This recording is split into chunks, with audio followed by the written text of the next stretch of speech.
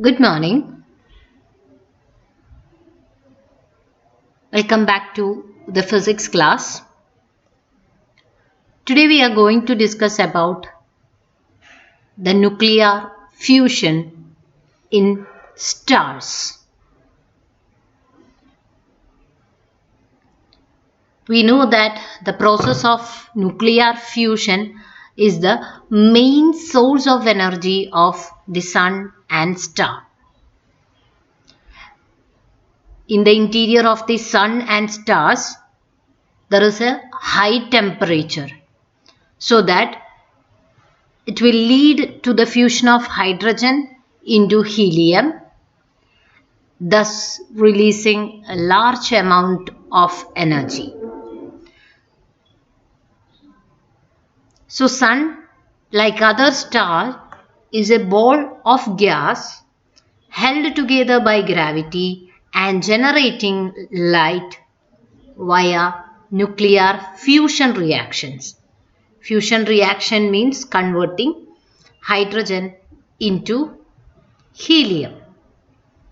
So the high temperature in the sun's core suggests that the nuclei are moving fast, and the high pressure in the core is pushing the nuclei closer together. So they will collide each other and fuse via the proton-proton cycle. This process of fusion of hydrogen nuclei to form helium takes place either by proton-proton or through carbon cycle. So 98 to 99% there will be the proton-proton fusion, and the rest, that is 1 to 2%, the fusion will be of carbon-nitrogen cycle. In both these cycles, the hydrogen nuclei fuse to form helium by releasing a large amount of energy which sustains the sun and the stars. So today we are going to study about this proton-proton cycle and carbon-nitrogen or carbon-nitrogen-oxygen cycle. So proton-proton fusion is the primary fusion process fueling the sun and other stars with core temperature approaching 15 million degree Kelvin. So it's a primary fusion process, and the result of this process is the fusion of 4 hydrogen atoms, means protons, into one helium atom. And helium atom, we know that it's an alpha particle, He24, which has 2 protons and 2 neutrons, along with generating 2 positrons and 2 neutrinos with high energy. So after the fusion of these 4 hydrogen atoms or 4 protons, there will be 1 helium atom, 2 positrons, 2 neutrinos, and there will be high amount of energy also.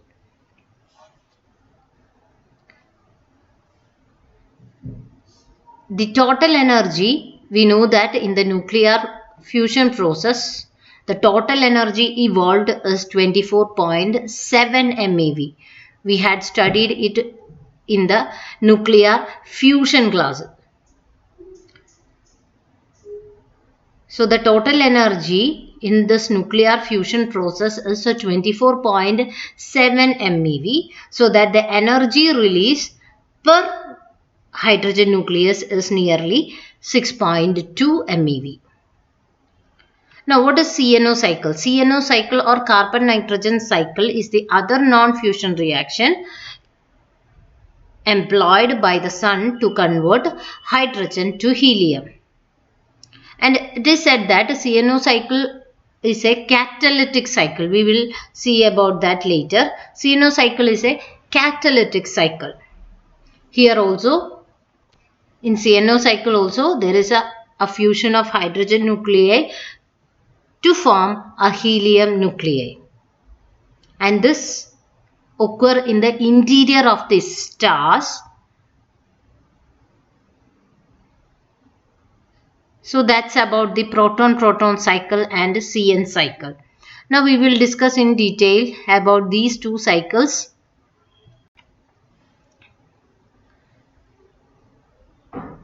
So proton-proton chain is the process of nuclear fusion of hydrogen forming a helium nucleus. Here you can see that a proton is there. This proton will, after first step, it will form H12, and in the next step it forms He3, and in the last stage it will form He24. That is the helium nucleus. So from here the first step, then second step, and in the third step we will get a helium nucleus. So that is a proton-proton reaction. So in the first step, two protons, that is H11 plus H11, fuse to form a deuterium nucleus. Deuterium H12 plus a release of a positron and a neutrino. So you can write the equation here, H11 plus H11 giving H12 plus E plus, that is positron, plus neutrino, nu. So this is designated as step 1 and 2. See, so this step is occurring twice, so that we are getting a deuterium in this step. Now this deuterium combines with a hydrogen forming helium-3 plus energy. So how you can write that equation? Deuterium is H12 plus H11 giving He23 plus energy. Energy is, we can write it as gamma. So gamma is the energy. So that was the third step. And now in the fourth and fifth step, see here we got a helium-3 nuclei. So these steps are occurring twice, so that we are getting another helium-3 nuclei also. So that helium-3 plus helium-3 is obtaining a helium-4 particle along with two protons. So how you can write this equation? He23 plus He23 giving He24 plus H11 plus H11. So that is the proton-proton cycle, in which initially two protons combine to form a deuterium nucleus and a positron. Then a third proton and a deuterium combine to form a He23 nucleus. Finally, He23 nucleus, two He23 nucleus combine to form He24 nucleus and give back two protons. So that is the proton-proton cycle. Now what is CNO cycle? CNO cycle again will convert hydrogen to helium, and this occur in a 6-step sequence of reactions.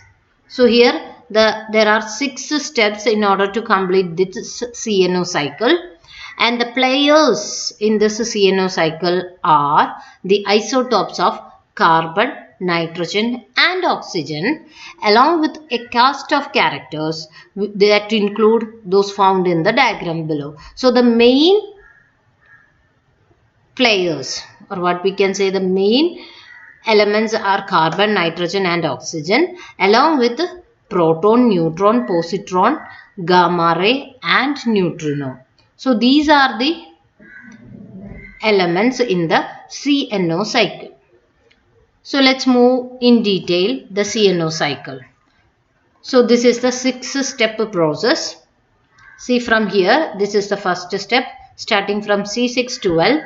After this it becomes N13. Again in the third step it becomes C13 and again N14, O15, N15 and finally it returns to the initial state. See, the initial C612 reappears at the end. So this reaction or this cycle is a catalytic cycle. Since the initial C612, so this is a C612, so the process started from here. C612 on combining with a proton becomes nitrogen. So C612 is the starter here. So this initial C612 reappears at the end. So it is like a catalyst for the reaction. So this C612 acts as a catalyst for this entire reaction. Now we will go in detail to the different 6 steps of the CNO cycle or carbon nitrogen cycle. In the first step we are having this C612. It captures a proton, that is H11. So what happens? It captures a proton. It emits the gamma ray. So the proton it absorbs a proton, isn't it? So the number will be 7. This is a C612. So 6 becomes 7 means the element is nitrogen. So nitrogen 713 plus the extra energy is emitted as gamma ray.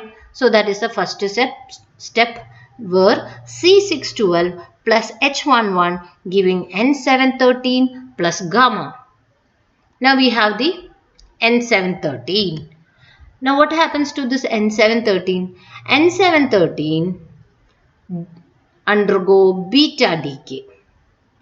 See, the unstable nitrogen 13 isotope, it is unstable, so it has to undergo decay process. So it is undergoing beta decay process and forming C613 here.